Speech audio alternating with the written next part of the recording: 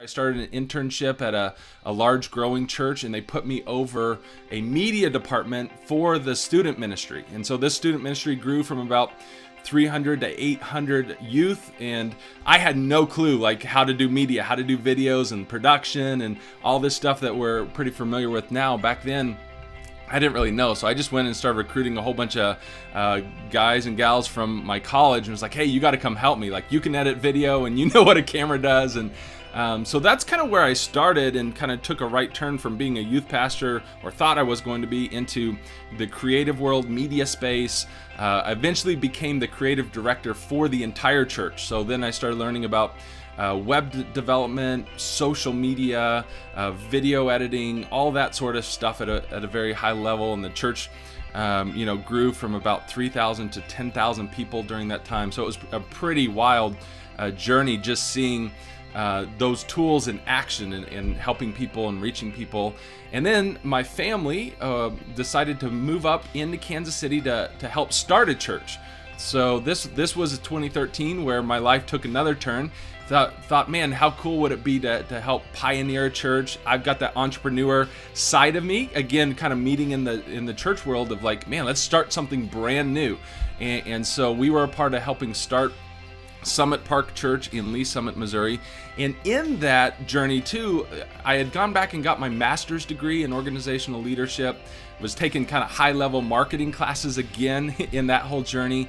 And so a part of the church plant journey was I was kind of looking at all these tools that businesses use to make like piles of money, whether it's Facebook ads or search engine optimization, branding, website, all the stuff that, we're very familiar with in the business space. Well, churches aren't really that familiar with. So my contention kind of going into the church plant was, could we use these same tools not to make money, but to reach people? So in that church plant, we were running Facebook ads. We were doing a ton on social media and search engine optimization. And man, it was crazy to see what God did through that effort. And people's lives were being changed, and marriages restored, families, finding life. And so it was like, man, this stuff is actually working. It's pretty crazy to see God use it. And so more and more churches started to be like, hey, can you show us how to do that? Can you help us, learn how to do that? And it got to the point where there were so many churches and pastors asking for help that I decided, man, I can't do this one-on-one anymore. Let me start putting these concepts into courses, and that way there's no necessary limitation. I was so ecstatic when the Bible came out on audio, because I just put it on at the gym. I'm at the gym, I think Tony Robbins, he calls it net time, no extra time. So if you're driving or you're at the gym or whatever it is, I listen to it, right? It's easier for me to read it than reading it, because I had kind of the same challenge. But I'll give you a kind of a metaphor, an example of what happens to a lot of people, whether it be the Bible, whether it be some form of motivation or inspiration that helps them stay in a state of positivity and happiness. And I know when I have those lulls with focusing on God, focusing on the reading, or just any type of taking in God's word, I'll find myself down, right? And I'll be like, all of a sudden I'll find myself in that little down realm, like I don't feel right, something's wrong, and I'll be like, what's different? And I'll go, I haven't been reading, I haven't been studying, I haven't been, right? And here's something that I learned years ago, because I didn't want to, I told you I was diagnosed with all these different mental health challenges, and they tried to prescribe me medicine. A couple of times they did, a couple of times I tried it, and I hated it. I didn't like the way it made me feel. So I started looking for other ways to feel better, right? And I found certain foods, exercise, certain things help us.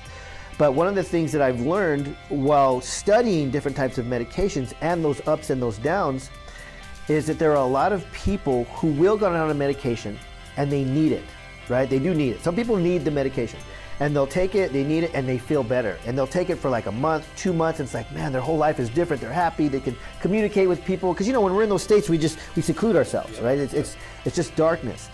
And they're happy and they're having fun and their life is better, and people around them are like, wow, you're doing well, this and that. And they feel so good, they think they don't need the medication. They don't realize that medication is doing what it's supposed to do for them, and they stop doing the medication and then they fall.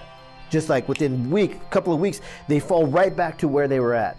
And then it's so hard to go back and start the medication again, because now you're in that darkness and nothing matters. I don't care what anybody says, and I'm angry and whatever it is. So it's hard to get back.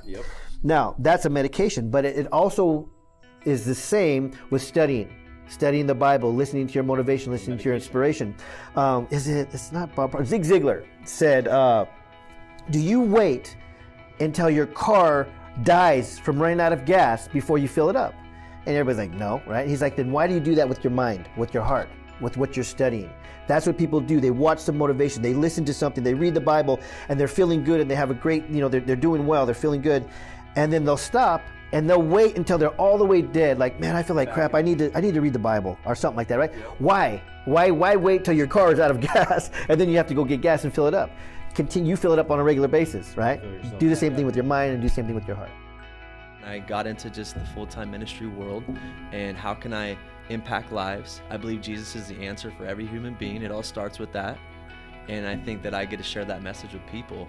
And that's a beautiful thing for me. So I'm currently on that mission, created the fellowship, which is eventually going to be a space where young people, I came from the party scene, so I have a huge heart for that culture. Eventually we're going to have a space, where people can experience, an atmosphere of partying and community without having to destroy their lives with drugs and alcohol and all these things that I believe just rip people down, tear people down rather than building people up. And so many young people are finding themselves in these spaces every weekend and they're not healthy, they're negative, they're weighing everybody down. And I didn't realize that at the time, but I did. I have a clearer perspective on that now. And I feel like this generation, they need a space. So many people I think are looking for that, but it's not out there. And so we want to create that space. We want to give people that type of an environment where people can come in and just, we might not have alcohol, but there's genuine connections happening in the room. Like this conversation, and a lot of times you're not finding this stuff at the nightclub, but genuine, sincere, authentic relationships.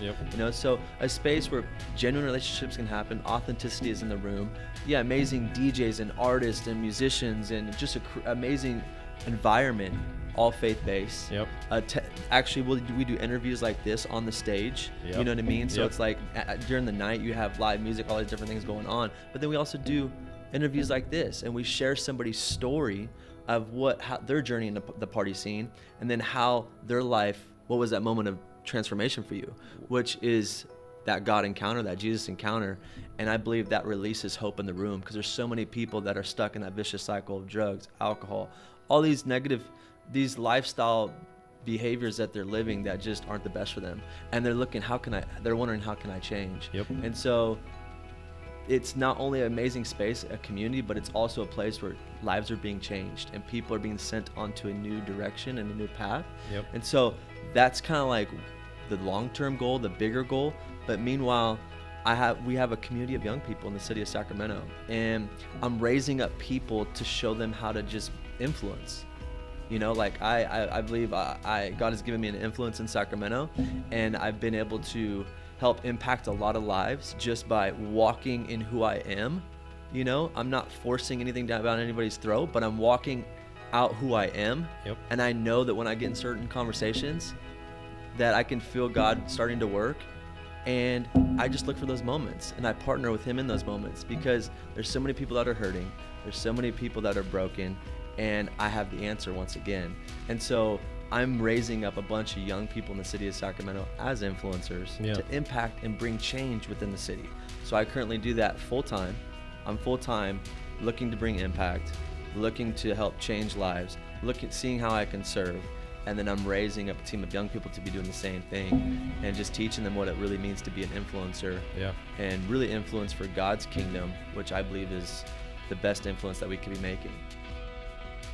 It's money well spent when you can invest in getting that type of input into your life, into your mind.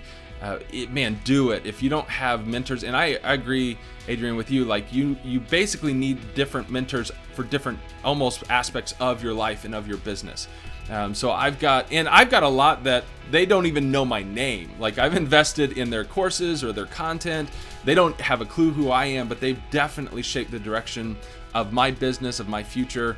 So I've got one guy that I mentioned that's in kind of more the business space, not working with churches, but helps me understand business. And then I've certainly got some spiritual mentors. I've got some local guys here that are running businesses that are probably 10 times my size, but they've gone through this journey, so they're helping me understand like how you grow through the different stages of this. Early on too, I noticed in the Christian space there wasn't even a place for Christian entrepreneurs to get together, so we created a Facebook group of just a handful of Christian entrepreneurs. That's kind of been a peer-to-peer mentorship. There's been a lot of us on the same journey. So man, I agree with you that it's absolutely crucial that if you have an area in your life that you're wanting to go to the next level, man, find somebody who's already there and figure out a way to get them speaking into your life, because that's really, man, I don't know if there's anything else quite like it that can help you level up in life, in your spiritual life, in business. Yeah, agree, man, wholeheartedly on that front.